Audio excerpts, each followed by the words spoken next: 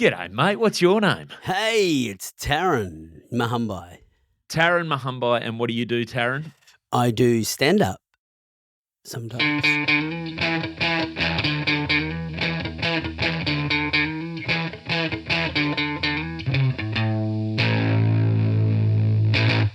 Hello, welcome back to another episode of Crowdworkcast. My name's Andrew Barnett. Thanks so much for joining me. My guest today, Tarun Mohanbhai. He is a Kiwi comedian who I met. We met online in a very modern fashion during lockdown. We did a bunch of gigs together there. He runs gigs in New Zealand with my good mate Nick Ratto.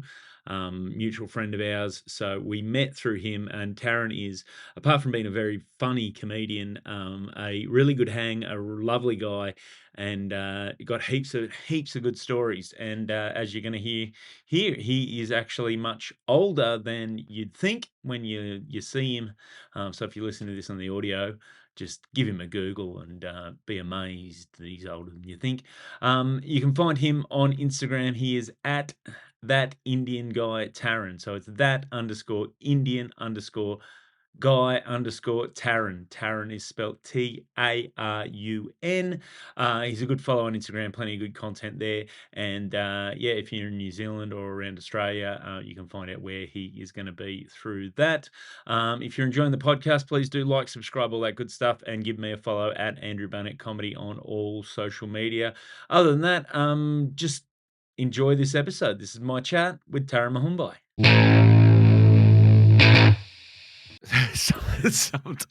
Man, it's always the funniest thing trying to asking that question to comedians, because they say stand up, and then because I pause a little bit where I put my intro in, so many comedians feel like they've got to justify whether like, oh, sometimes, or and I also. Yeah, It's very low self-esteem industry. it is, Stand-up because the comedy. reality is I do really well at stand-up, so I don't know why I do stand-up. Proud. There you go. Yeah, no one. Also, you do stand-up sometimes, but sometimes, like, you can't do stand-up all the time. No. It's not one of those jobs. Yeah, it's not 8 hours a day. Just really, No. what do you do? I do stand-up. I rock into the office, and I got a promotion the other day. It's my own office. Yeah. So I'm just doing stand-up to myself. So, mate, you and I met through our mutual friend Nick Ratto. Yes, we did. So I think, and this made me laugh just starting this little call over the internet as we're doing this podcast, I sort of knew what was going to happen, because we started doing Zoom gigs together during lockdown. As the first time we sort of met, we met online, very modern relationship that we have, mostly online. But one of my favorite things is every Zoom gig we did would start with you struggling with either your microphone or your headphone. I know. Something technical. But it was kind of good because it kind of offset the stereotype. You'd think the Indian guy would be all into the IT, but I was messing it up left, right, and center, and all the Caucasians in the room like, what's this guy doing? Doesn't he work for IT? Nah. Mate, it was so funny every time, because it never changed over all the time. Oh, dude, The amount of times you had to get out of the room and come back in. But what about that? Then one time we met face to face and we did a live gig, and I literally tripped over the speaker. Yes, you did. At a live gig. Even in real life, you're So clumsy. Still have technical problems. Oh, the other day I literally did a gig in Christchurch and kicked off the gig, and within 30 seconds I just picked up the stool and moved it closer to me, and my glass of water just fell off. Right, nothing's simple in Tarun's world. No. Hey, so how long have you been doing stand-up? I don't think we've ever really had this conversation, because I just know you run a bunch of gigs as well as with Nick. Do stand-up with Nick. So this year will be 28 years. Are you serious? Yeah. I started, weirdly enough, when I was 26, and I'm 52, right? Oh, get out of town. Yeah, no one believes me, which is quite good. Like, most people go, no. Like, I've worked with so many comics, even from Australia, and none of them believe. Like, do you know Ben Darso? Yes, Yeah, I know Ben Ben. goes, Ben thought I was the same age as him, but he's about a decade younger than me. Wow. Yeah, yeah, yeah. So you've been going 28 years. That's amazing. Yeah, you do look Yeah. way younger than that. Yeah, yeah, most people do. And the thing is that I started in, I did, I say, even though I say I've been doing 20, I'll be 28 years in December. I did my first gig at the end of 96. And then back in those days, there wasn't many gigs anyway. So if you did 5 gigs a year, we were comics, right? So there's very few. And then we did it. And then I kept doing stand up until around 2002, 2001. And then I started writing plays. So I wrote plays for a few years and then Now, I just why would a brown man with a beard stop around 2001? Yeah, I know, I know, I know. Very funny. I was like, "What?" I don't know. Well, it just happened to be that I decided to start writing plays, and I wrote Oh, about wow. 3, wrote 2 with a buddy and 1 on my own, and then for almost a decade, I just toured plays and didn't do much stand-up at all, and then I didn't really come back to stand-up again until 2011 or 2010 properly. A long time Wow. later. Yeah, almost took a decade off stand-up.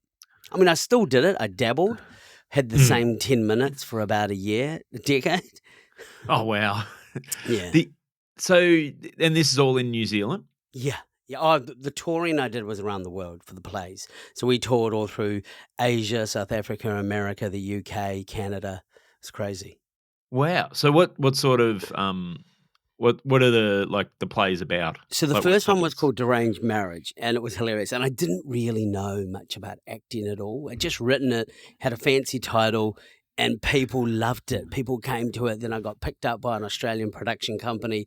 It got taken to Melbourne Comedy Festival, did a 30-day run, and then I did in 2003. I was at the Sydney Opera House for 14 nights, sold out before it opened. Right, it was Wow. insane. Had billboards all around town. And the weird part was the play was kind of half cooked, like because I'd never really written a play, I'd never really acted, and then they brought an acting coach in for me a week before I opened at Sydney. It was so funny. It's a really funny story because the reviews weren't great, and I was like, oh, and it was just because it was my first foray into writing anything that Mm. substantial, and I didn't quite know what was wrong. But the beauty was the reviewers pointed it out. Um, and so in 2003, I remember the guy called Thomas, who was really loving that. It was a company I worked for, was Mollison's, and they were making money off. There's money being made, right? Mm. It just wasn't critically successful, critically, but it was financially. It paid for all their rubbish shows, right? All their shows that All weren't their getting. critically acclaimed Yeah, all their stuff. critically acclaimed show, I was paying it off. It was being offset by my little accent, right? So I did Deranged Marriage. It was great. And then I remember waking up at the Sydney Opera House, well, on the Monday morning after the first weekend of shows. I looked at the star review. Oh, no, Melbourne. That's right. Melbourne, I got a 1-star review. It was really interesting. It was so fun. And I remember I was over in Melbourne with the Concords at the time, and they were crushing. They were absolutely crushing. I remember saying to Jermaine, I should get a T-shirt that says on it, Tarun Mohanbhai is a star on the front, and on the back, just one, Melbourne Age. Oh, wow. So Yeah. this is so when they were taking off and you were Yeah, you were over there we with were them? all really like close and hang out. And then I did Sydney, and Sydney was interesting as well. And once again, bad reviews. But I just feel like they took the review from Melbourne and just ran with it in Sydney. Mm. So we did the show. But then I rang up Thomas. I go, did you read the review? He goes, who cares, Taryn? You've sold out every night. The show after you, it can barely get 20 people a night. Yeah, they got 5-star reviews, but no one's going to it. I'm like, okay. And then the great part is they had slayed the show so badly that when people came to the show, they were like, oh, it's so much better than the review. Yes, beautifully lowering expectations for you. What is expectations? And then when I went home after that season, it was really easy to fix because they told me everything that was wrong in the review. Fixed it. Never got a bad review after that, and then toured the play around the world for about 10 years. It was Oh, phenomenal. wow. Yeah. Yeah. So how many people were in this play? Like, is Just it a me. one Just man? one. Just one. Yeah, I Just played like one? 9 characters. Yeah. Oh, wow. Yeah. Like a Yeah. Mrs. Brown's, Yeah. Yeah. Yeah. Pretty much like that. It was crazy. Oh, wow. So I had no idea Yeah, about no this. one does. No one does. I never talk about it. Like even everyone goes, "Oh, do you want this on your?" No, I go, just put there's one thing that really irks me is when someone like an MC or anyone, especially when I go somewhere and you go, so what do you want me to say before you come on stage? Just my name properly is enough. I I really don't want a Ah, long list of CV. Like I see people go up and they go, and you might have seen him here, and you yeah. might have seen him there, and this and that, and 3 minutes go by, and there's a lot of pressure on the MC to get all that right. And I'm Yeah. like, mate, just bring me on. I'll do the rest. That is, yeah, I get that quite a bit to it, like, especially now, there's a few corporates or, like, Yeah, sports lunches where they go, "What do how do you want me to introduce you? How do you yeah. want me to" Just mate, just say he's doing comedy. That's it. That's Just give all I him the want. context, that's Yeah, all I need, I'll take it from there. exactly. He's doing comedy and my name, and then and don't worry, I'll repeat my name, so you don't need to Yeah. worry even too much about that. Yeah, and that was it with me as well. And I knew lots of people that were really specific about what they said about them, and I could see Mm. it, and I could see the MC struggling, thinking that they were going to get it wrong. Like honestly, I do. I don't know if you've ever worked on a ship. I do the ships every so often, and then the MC would be like, "What do you want me to say?" And I go, "Mate, just say straight from the buffet." Tarun Mohanbhai. That's it. That's all you need. Oh, that's amazing. That's all I have to say. That's it, man. Yeah, That's it. they're happy. It's a Yeah. nice little you've given them a nice little easy line to remember that's Yep. also a little bit funny. Yep. And that's it. It's and it says to the audience, this guy's got a sense of humor about himself, or he's mates with the MC who we trust Yeah, because they're joking. or did he cook us lunch? Oh, he's doing a double duty on Yeah, this. yeah. Oh, Oh, they're really working that guy. yeah. Yeah. So you, so do you grow up in New Zealand, born and Yeah, I was raised, born or? in New Zealand, raised in a real white neighborhood, which is really funny. Super white, like So for yeah. our audio listeners, if they haven't, picked it from your name, your background's Indian? Yes, yeah, yeah, yeah. I'm Indian, and my parents moved into this really Caucasian neighborhood in the 70s, and it was so funny. And because we didn't live, um, as one family, we lived in a commune, like, and it wasn't a commune. There was 12 of us in the house, right? So when 12 brown people move into a neighborhood with one house, In the people start to 70s. panic. People, yeah, in the 70s, people start to panic. They're like, "What's going on here?" And the weird thing is, the very street my parents moved into is where we're doing this interview from as well, just quietly. Um, my parents were still there, like they still own the house, and they're still the longest remaining people in the street. Oh, wow. So they're the OGs. Yeah, Yeah, nice. yeah. So 12 of you is like so is that multiple generations, or are we No, talking oh, cousins, so brothers, my sisters? What? cousin, my uncle, my auntie, my grandparents, and then my dad thought, "There's not enough, let's bring an uncle over from India." So then we had another one, and luckily he wasn't dodgy because he slept in my room. So what part of what so your parents obviously did your parents move to New Zealand from India, or were they? Yeah, so my great grandfather and my grandfather were one of the first group of Indians that moved to New Zealand in 1912. Oh, wow. They came. So they've been here a lot longer than most people ask me, "Where are you from?" Right? Mm. Um, and so they came in 1912 in that first pocket of Indians, and then they went back and forth from India to New Zealand, and then in the 40s they fully just migrated here, and that was it. Oh, wow. Yeah. So so is this Auckland? Yep, Auckland. Yeah, and originally they moved to Wellington in the early 1900s, and then they Mm. moved up to Auckland because it was quite cold. Yeah. Yeah, Auckland's cold enough from a Sydney Yeah, point of view. Wellington's something else. yeah, yeah. That's, yeah. That is, I remember I actually did a gig for you guys in Wellington last year Yes, with Al McElroy and Nick, at and I remember Rarowa Intermediate.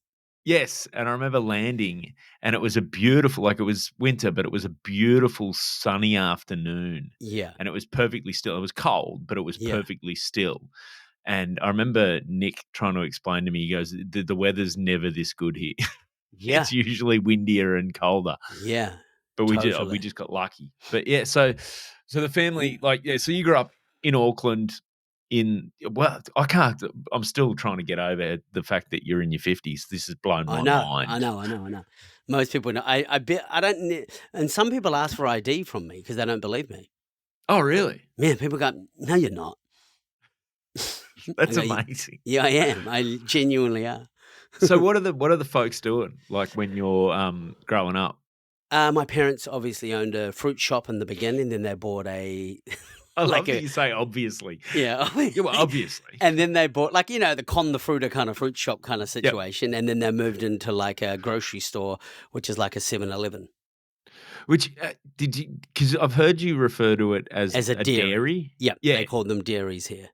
that's the what we would have called a A milk bar corner or a shop, yeah, corner milk store. bar or a corner store, yeah, yeah, yeah. So they bought Yeah. one of those in '81, and they just kept that until they retired. But in the '60s and late '50s, they owned fruit shops. Mm. Mm. So do you work in the milk bar as a kid? Yeah, Like, yeah. that your first job? I stayed there till I was 28. Oh, wow. Yeah, so there's a crossover from corner shop and comedy. Not a bad, not a bad day job, though, when you're getting into comedy, I suppose, is to work in the family corner Yeah, shop yeah, it because you wasn't know the too bad. business, hard to get fired Yeah, for slacking off and writing bits. You're yeah, interacting with a lot of people, so yeah, it was good. there's, and the newspapers. Yes, Like, yeah.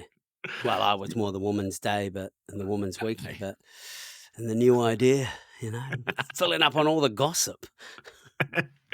what was, did they have the odd, well, here it would have been Picture magazine or People magazine with the a few, nudie pics in them, or was that Oh, not no, at the milk bar? we had those, and we actually had full-grown Mayfairs, Playboys, Penthouses, and we rented pornos. Really? Yeah, You rented videos as well? it's crazy. So how old were you when you started renting pornos to sickos in the neighborhood? Oh, I would have only been 13. That's fantastic. Yeah, I was renting to the people, and I couldn't even watch them. Well, I couldn't watch them. Yeah, yeah. Yeah, while mum and dad were Yeah, on yeah, shift. yeah, yeah. That's, oh, man, this is great. Taryn's looking after the shop today, but Yeah. every hour he's closed for 5 minutes. I don't know what. Dude, it was like it was weird because it was so weird. Like I remember it. I think I was how old was I? 13. I think it was 87 or 88. So I would have been maybe 14, maybe 15 years old. I remember one day just locking up the shop, taking all the takings and hopping on my bicycle and riding home. Yeah. Like Done. I literally was running the show at 15. That's My parents went out. I was just like had the entire takings of the store under my arm. I pulled in at Pizza Hut, picked up a pizza. It was a rookie mistake. I put the pizza on its side, and when I got home, the cheese had all slid off. oh, Never did that again. Never did that yeah. again. Yeah, That's the inexperience of the 15-year-old right I there. know, I know, Yeah, I know. mate, you might be man enough to run a store, but carry a pizza home on a bike. Okay, Come on. I haven't taken any drugs, but my God, my nose is itchy, like really itchy, and I think it's because there might be dust on this microphone because we probably haven't used it since we did our last. Yeah, since we did our last lockdown gig. I'm like, this is really weird. I've never rubbed my nose this much. Oh, you can grab a tissue or whatever. I don't Cut think that out. I don't think it's boogers. I just think it's itchy. Oh, jeez. Yeah, it's so weird. Hey, so with did you ever have, though? Because I'm guessing neighborhood corner shop, like, Yeah. you knew a bunch of the customers. Was there ever, like, a situation where, like, awkward, like, friends' parents or dad renting an adult film, or did you ever have that? A little bit, not major. Like, if anything, there were kids stealing magazines, like stealing Uh, magazines. And one time I caught a kid, and it was really funny because, well, he had a system, a very good system. He would grab the magazines, take them to another part of the shop, and then he'd come back after school and take them from that part of the store. So he didn't take them directly from the rack. And then when I discovered it, I opened up the plastic and put the magazines in ones that were ripped because you used to rip off the top part and send the copy off to get returns or whatever. But the magazines you just throw in the rubbish.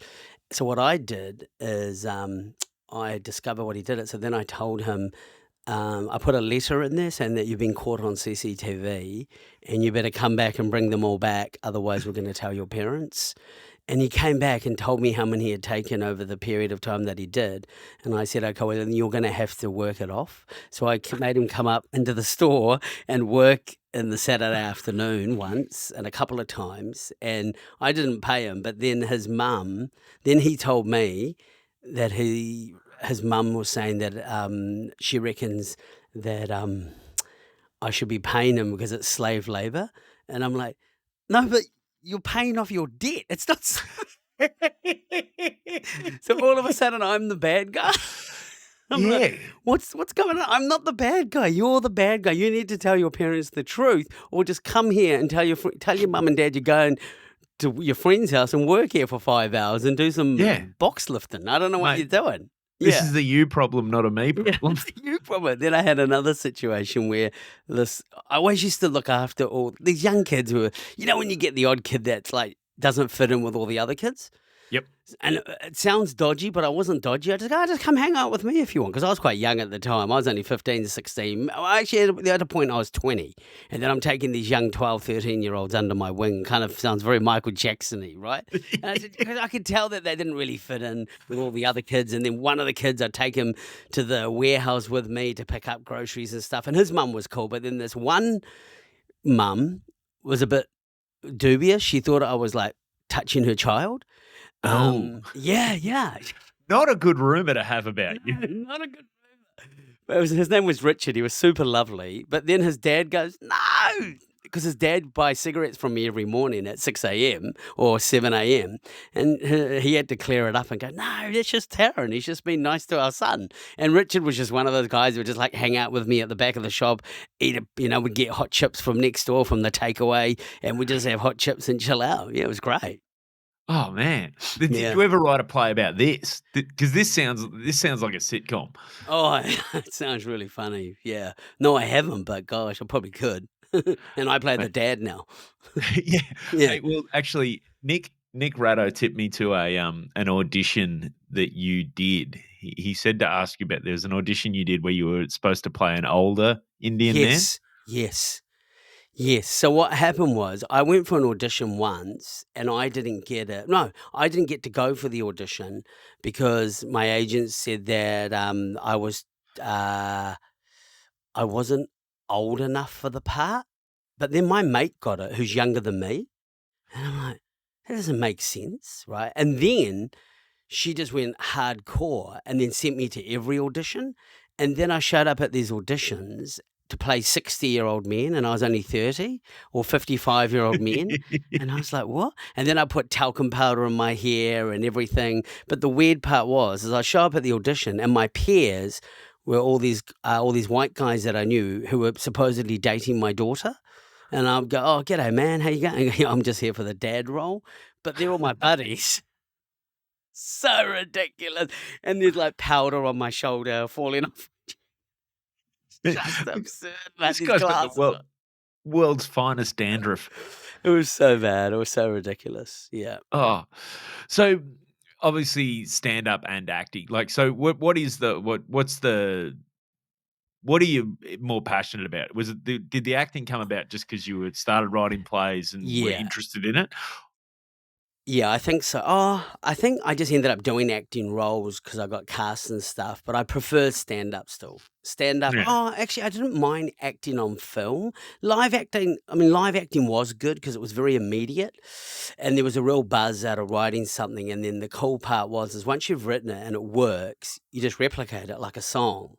So it's a lot easier. Whereas stand up's very similar, but stand up can be slightly different. And it plays when you write a story and you tell a story from beginning to end, people are in there for the whole journey. Whereas when we do stand up, sometimes, I'm more of a joke writer than I am a big storyteller with stand up. So I think that's slightly different. Yeah, but did you find with the plays, this is interesting to me because with sometimes if you're locked in for a solo show or whatever, Yeah. there's room with stand up to do a bit of pivoting if they're not on board, try and find a way to connect. Whereas a play, like, if they're not on board with the story at the Yeah, start, yeah, did you ever have that moment where you realised you're 8 minutes in and you're like, "I've got 52 more minutes," yeah, and they don't seem that keen on this? yeah. So very fortunate that didn't happen that often. In fact, it very rarely happened. The only time it was weird, there was this one show at the Sydney Opera House where the entire audience were Japanese tourists. It was so weird, and I had to ask them why did they come to the show, because it was the cheapest show that they could see the Sydney Opera House for. Yeah, we just wanna see something at the Sydney We just Opera went to see the House. inside of the Sydney Opera House and what the theatre looked like, and your show was really cheap. So you've got not only people who, English is second language, first barrier. Yeah. Second, culturally not necessarily identifying with the deranged marriage No, premise, no. and then 3, they're tight asses. Yeah, yeah. But they just loved the fact that I was there for an hour and 10 minutes busting my balls in front of them, and there's very limited reaction from them. I mean, there was maybe a few other punters, but they were the majority of the room, and it was really, really funny and awkward, but it was good. I mean, it's just you just gotta go with it, and I know that the show was what it was, so I couldn't do anything about it, and you Mm. get into that situation, you go, "Well, I'm here for an hour and 10 minutes. Roll." Wow. Wow. That's a tough, Yeah. tough one. So did you, with the, like, the play, so there's obviously Deranged Marriage, what came after that with the There plays? was From India with Love. So me and my mate Raj, we had written them Yep. in 2002. Then we wrote From India with Love, which was like a follow-up, which was like a prequel. Because the parent characters were so popular, we just wrote a play about the two parents migrating to New Zealand from India. And that was the second play. And then I wrote a show called Corner Shop Confessions, which was another one, which is kind of me just working in the corner shop.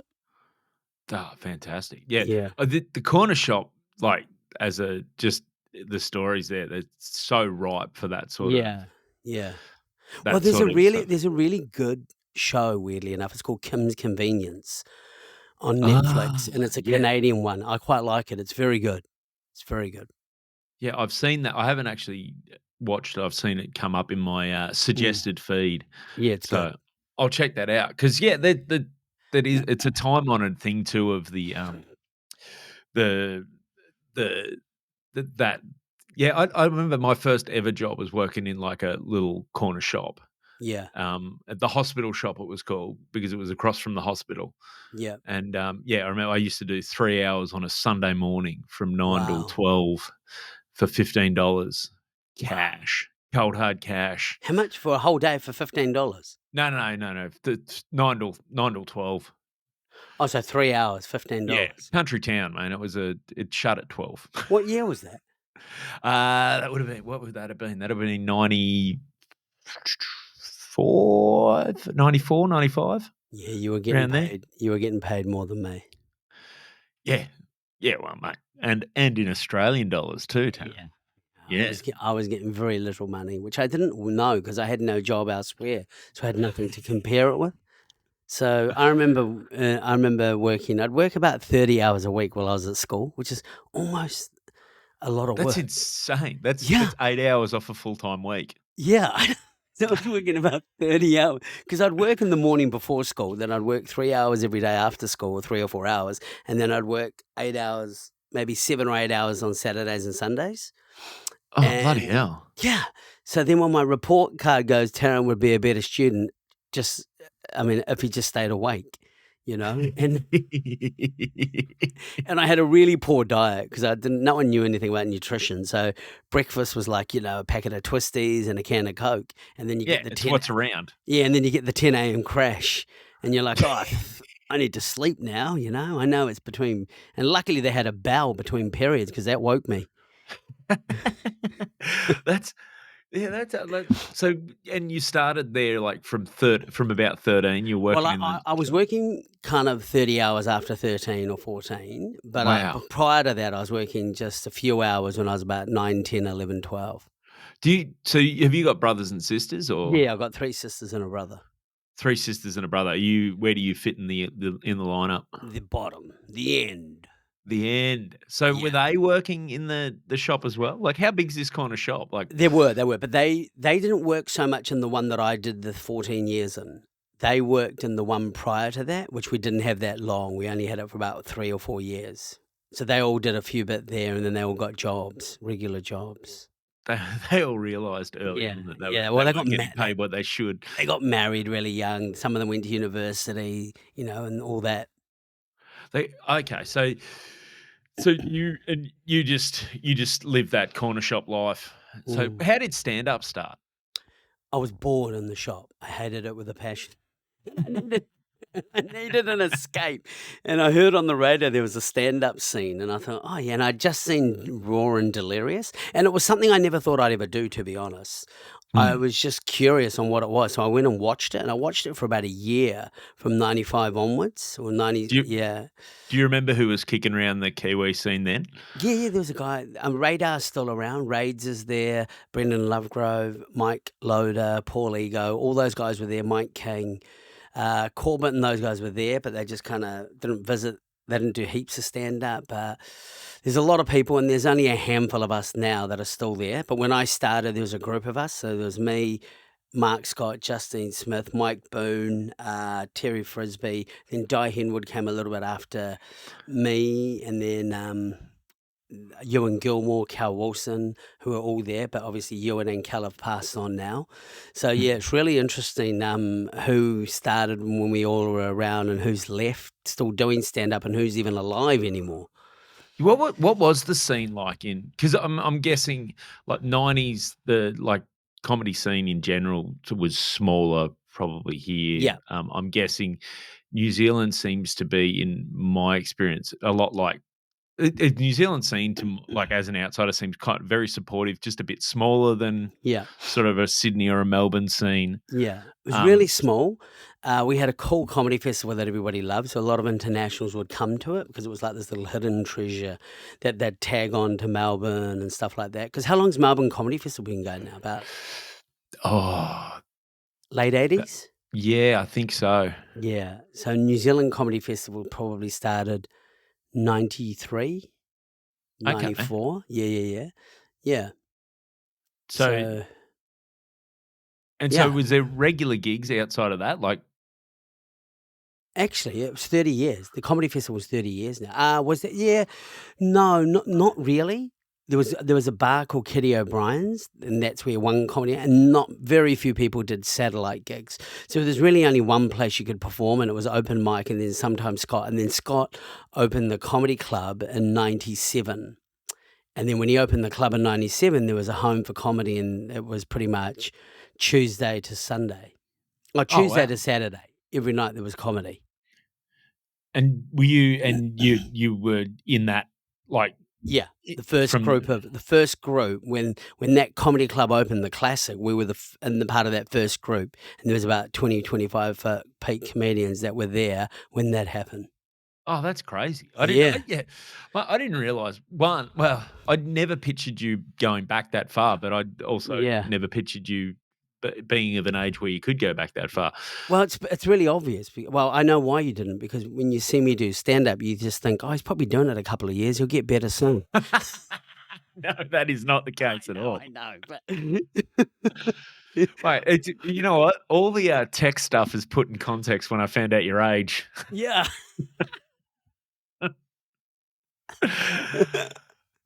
That's Yeah. oh, yeah, I'm still in So shock. honestly, when I first started doing comedy, the only Asian comics around at the time was probably me and Russell Peters. Oh, wow. At one point in time, there would have only been me in the Southern Hemisphere and him in the Northern Hemisphere. That's all there would have been. When I mean Asian, I mean Indians. Mm. And then not long after, a few more popped up. Oh, man. So have Yeah. you mostly been, like, Kiwi based, or Yeah. obviously Yeah. you've toured so Yeah. where was the best place to tour with, like, the shows that you've Um, been that for the people wouldn't plays, expect? for the plays, For the plays, yeah. Kuala Lumpur, Malaysia, Really? off the hook, Really? off the hook, like unbelievably responsive. Yeah, So what's that audience look like? Is it mostly locals, mostly local, expats? locals. Locals, Locals? yeah, just middle class, middle class Malaysians, Indians, Chinese, all of that ilk in 2005. So we went to Malaysia because it was so popular. We went to Malaysia twice in 1 year in 2005, and then we went in 2006. I think 7 or 8, 10, 11, and 12. Wow. Yeah, So Malaysia was ridiculously popular. what sort of size venues are you like? Oh, 250? Wow, Yeah, that's yeah, good. That's yeah, good. Like, that's crazy good numbers and crazy good. Like, yeah, yeah, that not where you'd also like. I got to be honest. I wasn't expecting when I said where's the best place, yeah, Kuala Lumpur to be yeah, the one that you named. yeah, exactly, and South Africa was good too, except for we had a terrible manager there. He was a bit of a shark, and everyone knew about it, but I Oh, didn't know okay. about it. We didn't know who he was, so it was very. In fact, we had an interesting situation with him. He promised us all this money, but we still hadn't been paid when we got to South Africa. And then I had went and gone and done the South African Comedy Festival in 2005 with a whole bunch of comics, and then I just stayed on and did the play for. It was meant to be for 5 weeks, I think. We went to do, and it was really rough. South Africa is an interesting place, but the demographic was perfect. But the guy didn't know how to market the show properly. Weirdly enough, his claim to fame, his name was Colin Law. His claim to fame was that he had the rights for South Africa for the Rocky Horror Picture Show, but he didn't pay people. And I only found this out from when I was doing stand up with other local comedians. They had told me that, oh, yeah, he's got to be careful, he doesn't pay. So when that happened, because we'd never had any problem with the Malaysian producer, he was very cool, very straight up and honest and paid us and everything. So then he told us, oh no, the money's already there, because I didn't get a flight out of New Zealand because he's flying me to South Africa. My flight didn't show up because I got a ticket. Back in those days, it was like a physical ticket. The Yeah, physical yeah. ticket showed up at my house by courier. I didn't even know I was flying until the day before I was flying. Wow. And it was just so weird. And then when we discovered that he wasn't paying, so then we had to hold him to ransom. So we wouldn't go on stage unless the week's worth of money was in our bank account. We did that every week for 5 Holy. weeks. Yeah, for 5 weeks. We go, hey, Colin, where's the money? And then we'd ring our bank, because it was weird, because we didn't we had access to internet banking. That's right. We did have access to internet banking. I think we did. But then our friend Zoe, who's really lovely, he goes, oh, do you think Zoe would like to come over? So he flew her over, which was our tech, because he said he was going to provide a tech, but he didn't. So he flew Zoe over. But we made a huge mistake, because he had negotiated her fee. But what we should have said to him is, no, put her fee with our fee in our account. And she lost access to her internet banking. When she got home, she hadn't been paid. Oh, Yeah, she was only there for 2 weeks. She wasn't there for the full 5, but it was really annoying that he did that to her. It's really that's frustrating. Yeah, an that it absolute prick.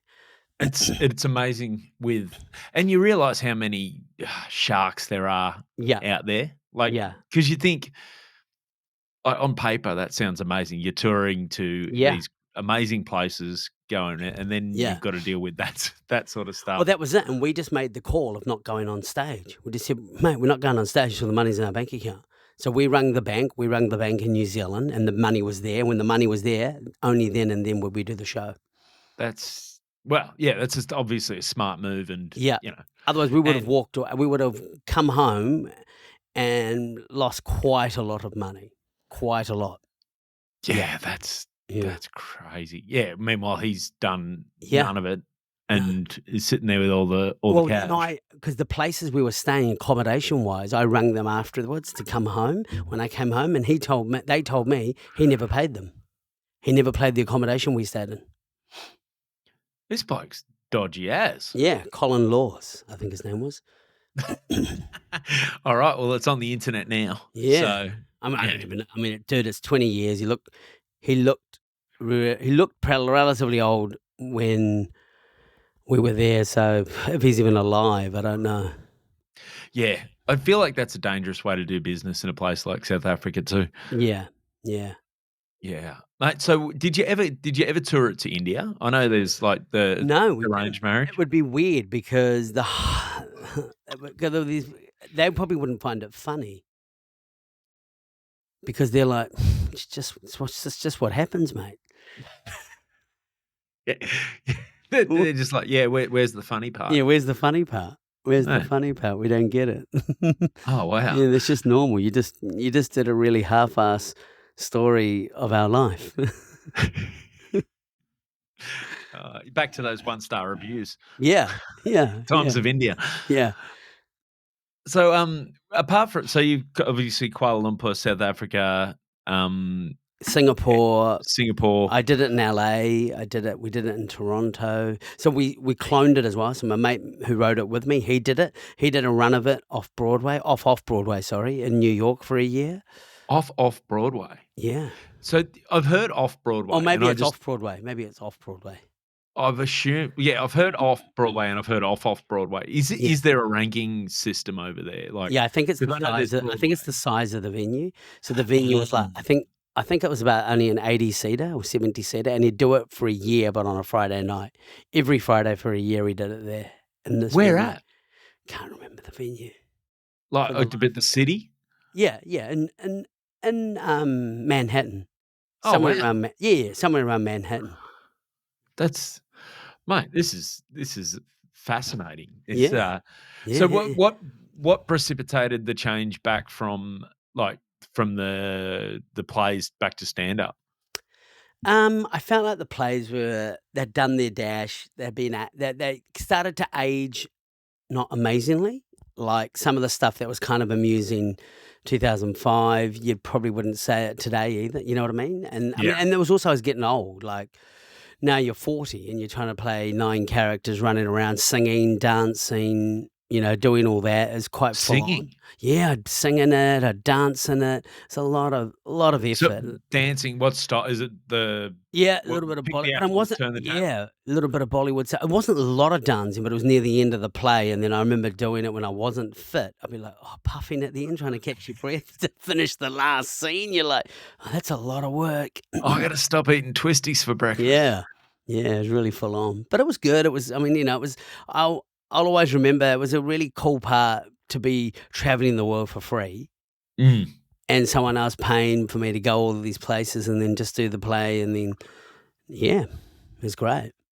Yeah, so then back to stand-up Yep. So and I met Nick. I mean, I was still doing stand up, and then when Nick and I met in Edinburgh, well, I met him earlier, and then we were just in Edinburgh in 2011, and then we decided to run gigs, and then when we both came back to New Zealand at the end of 2011, we just eyed up some venues, and then it just took off from there. We just did loads of venues. We used to do lots of gigs for a few years, and then we pulled back, and now we just do some. We don't really do as many, but we do other things between the two of mm. us. We do lots of other things. Yeah.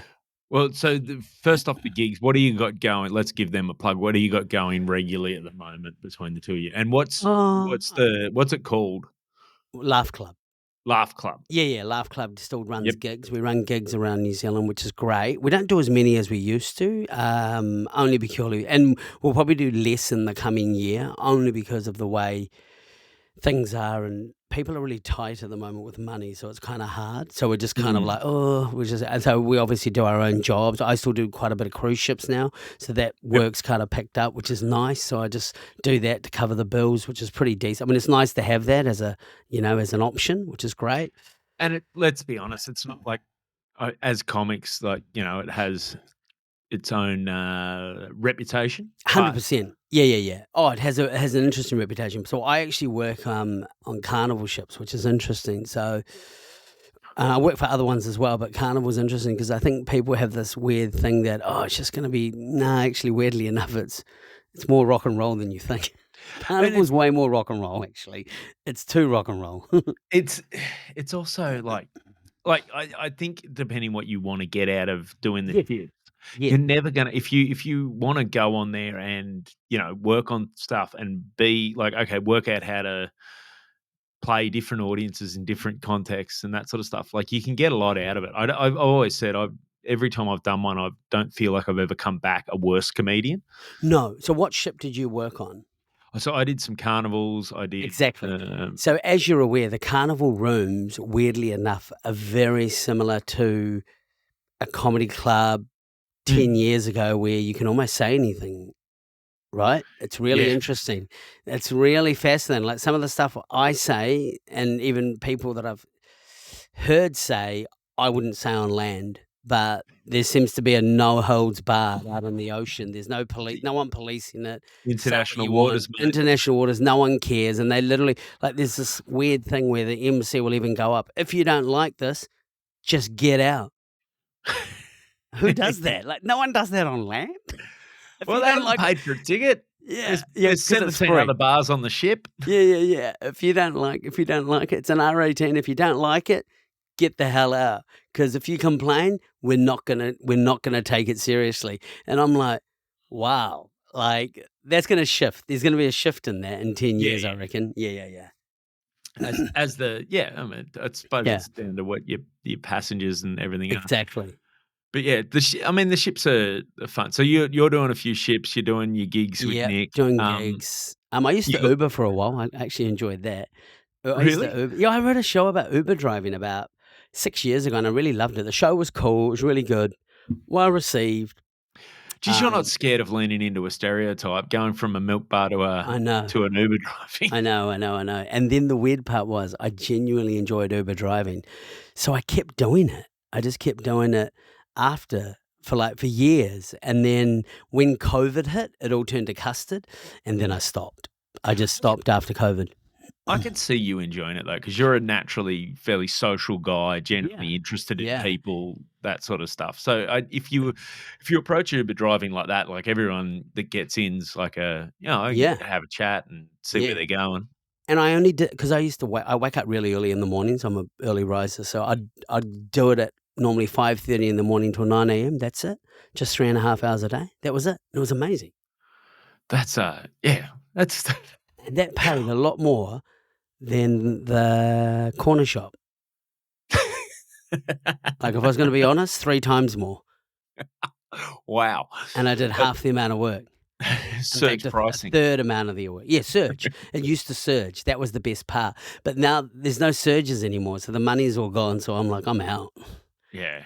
Yeah. Mate, but I've noticed online you and Nick have been posting some Yes. clips. Yeah. So what's that? Where's this come from? This Oh, we premise? just we just thought, let's just do kinda awkward jokes of just us in a vehicle. I'm the driver, you're the passenger, and then we'll just come up with the funny, and if we can just we'll just come up with really funny idea one-liners, and yeah, I guess it's just that whole thing about trying to be relevant, trying to stay on and be in people's mindset, I guess, but yeah, it's just having a creative outlet of forms, especially online, because that's what everything is. Like this day and age, being on TV means nothing. Mhm. Means very little. It's interesting how much that's changed. Like, so how have you seen that? Like, because obviously, basically been there since the inception of Yeah, like professional comedy, like yeah, being able to do it, professional stand up yeah. in New Zealand to now. How have you seen that? Like, what are the biggest changes you reckon you've seen? Oh, so where to be able to garner an audience and become famous, you had to have been on TV. Mm. Today, you don't. You, as an individual, can determine how successful you are from your own efforts on social media. Right. So you're telling me it's my fault. I'm not Well, that's it. It's successful. our fault. Yeah, it literally is. But that's what I mean. Like, if I was to be honest, right, most of the people that are truly successful in New Zealand at this moment in time, anyway, are people who've got really good social media followings.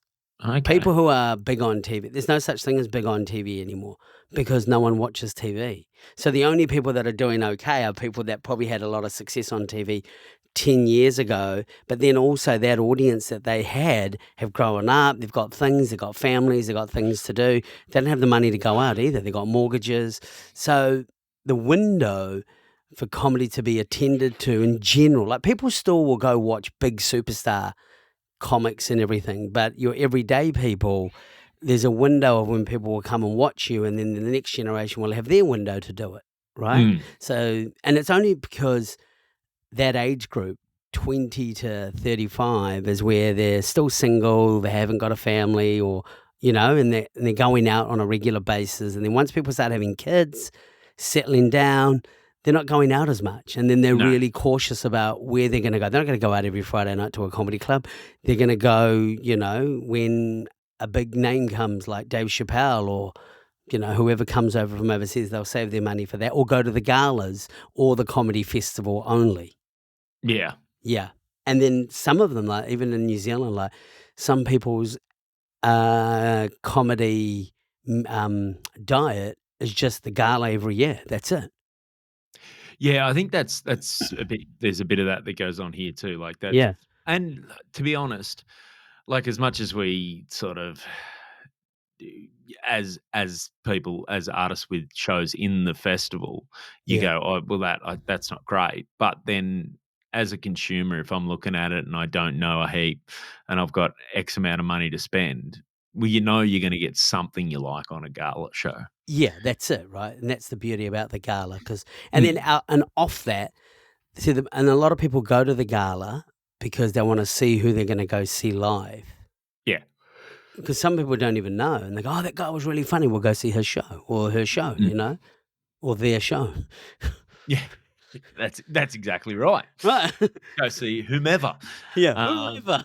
Oh, as a 52-year-old man, I better get my pronouns right.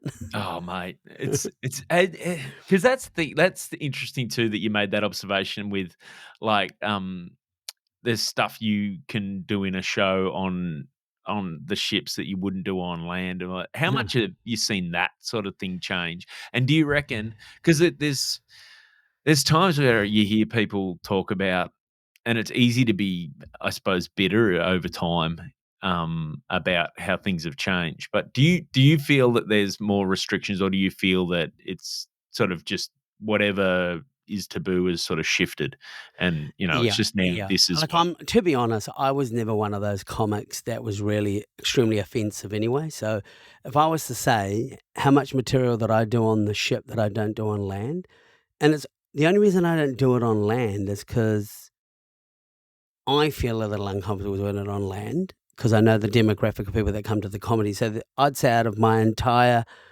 I don't know, we dabble with a couple 2.5 hours. There's probably 4 minutes that I won't do on Mm, land. That's it, just 4 minutes. yeah, That's it. That's all it is, and for me, but I can still do it on the ship, and I know exactly where to do it and how to do it, and I pretty much make people, and I use it as a tool to go, "I've lost you, and now I'm going to win you back." But I haven't lost them. I've divided the room. yeah. And I like to do that, and they find that amusing that I've divided the room. It's there's also a, I think, too, like like having those challenges over time, Yeah, having those challenges of deciding to divide the room and then bring them back together yeah, is another way to keep one. It's something that is it's organic and there at the time on the night, yeah, because no, you can do the exact same you can do the same material sort of on paper, but if you're fishing for a reaction, yeah. the reaction's never going to be the same two times in a row. No, no, So no, no. that they're keeping you engaged and working that puzzle, but it's also something for them that makes them feel like, wow, this is Yeah. live. There's some jeopardy in this. Yeah, yeah, yeah, exactly. And I like it. I actually, weirdly enough, I like that material because I wrote it years ago and it was weird because when I first wrote it, I was too scared to do it. And when I started to do it, I only did it for a wee while and then I stopped doing it. And then I never brought it back again until the cruise ships. Do you reckon it will make its way onto land, or are you going to find a version of it Oh, that I can could. be If I on went land? to a real rough bogan bar, it'd be right up their alley, you know? But that Yeah, isn't the demographic of comedy and just mainstream bar, the comedy yeah, club, it's a total, and you've got to be very mindful. And I think as long as you focus on what's funny, you can't really go wrong. Like as long as you try to work on the joke and make sure there's a joke in there, and be as relevant as possible, because it is hard. Like there are things that I sometimes have to go, what are they talking about? Like I remember when I first came back from lockdown, and someone yelled out something to me, and I didn't know what it was, but it must have come about. And whether it was before lockdown, I don't know, but someone shouted out OnlyFans to me. And I'm like, this is 2020. And I'm like, I don't know what that means. Like, I don't know what those two words actually mean. Like, I Yeah. don't even know. I don't even know at that moment in time when they shouted it out, was I thinking, okay, why are they shouting out, fans? Like, are they work at Harvey Norman's, or and they've only got fans left this summer? I don't know. With that's, yeah, without context, without having any context of what Yeah, that means, that would yeah, be yeah. so confusing. Yeah, and it was, because then I had to go back and find out what OnlyFans was, and I'm like, "Ah, okay, that's only," but the first time you hear it, you're like, "What is that? I don't Yeah. know," you know? I had one recently at a room in Sydney where, the someone in the audience talked about if a woman in the woods, um, is told there can be a bear or a man she doesn't know, which does she choose? Yeah, Which a woman lost in the woods, yeah, there's a bear or a man, which does she choose, right? And I had no idea what it was, and yeah, it turns out it was a TikTok, something that had gone yeah, that's it, right? big on Think TikTok, and I was like, I had no context for what it was, and I made a joke about, well, why just because the woman's in the woods do you assume that she's lost? Yeah, That's sexist. So yeah. and then this woman, they laughed, and this woman goes, you don't spend time on TikTok, do you?" I'm like, "I have no idea what you're talking about." So The you've got to whole tell me, audience. what does it mean? It was basically some quiz thing that went on, some question, and people were commenting, and women choose the bear over the man they don't know because men are dangerous, or I think was the takeaway. But I did See, the still to take this day. the takeaway for me for that Yeah. is you need to learn more about how dangerous bears are. I mean, don't get me wrong, men are dangerous. Yeah, yeah. Have you Yeah, seen a bear? it's also that you need some context Yeah, too, yeah, like yeah. I time of know. year, like, is the Yeah, bear black bear, brown bear? Is it coming exactly. out of hibernation and it's super hungry? Yep. Or is it about to go into hibernation, it's fairly dosed? Like, mate, Or is it I Yogi Bear? And Yogi Bear is very friendly. yeah, Like, and if do you have a picnic basket? yeah, if it's Yogi or Boo Boo, I'm the Yeah, bear all the way. 100%. Because Yeah. even if the guy's not threatening, he's not Nah, gonna be as interesting as Yogi. nah, and he's always got sandwiches. Yeah, exactly. Exactly. Hey, mate, we're about at time here, but before we go, give everything you're doing. Where can people find you online? And is Uh, there anything they can go see oh, coming up? so I've got a gig in Auckland at Mission Bay. It's Crack Up Comedy on the 27th, and weirdly enough, that same night, I've also got another gig down at the Viaduct. I can't remember the name of the venue, but it's down at the Viaduct. If you type in Viaduct Comedy, I Yep. think it's at the Corner Bar. I think it's at the Corner Bar there as well. And just doing some ships and just hanging, and yeah. And And I've got Instagram. yeah, I don't know the name. I think it's I that bel Indian guy. I think it's that underscore Indian underscore guy underscore Tarun at Instagram. But I reckon if you just go to my website, thatindianguy.com, that'll be that'll be the easiest way. I don't even know what's going on there, to be honest. I should find out. I think I'm banking on a billionaire Indian to go, I really want that website. How much do you want for it? And I'll sell it to them. That's like my license plate / Bitcoin. I mean, someone's got to want thatindianguy.com. It's pretty unique. surely, Yeah, surely. Yeah, yeah, I've just surely. Googled you. Yeah, So you are, yes, that underscore Indian underscore guy underscore Taryn on yeah, Instagram. Yeah, thatindianguy.com. Oh, Yeah. mate, you're sitting on a fortune there. I think so too. Like, I reckon if some guy just goes, "We'll give you 5 million rupees for it," I'll be like, "Yep." And then I'll go to the currency exchange place and I'll be $50 up. Well, there we go. So if you are an Indian guy out there listening and you want that website, you know where to reach out to. It's for Mate, sale. thanks so much for doing this. Thanks for having me, man.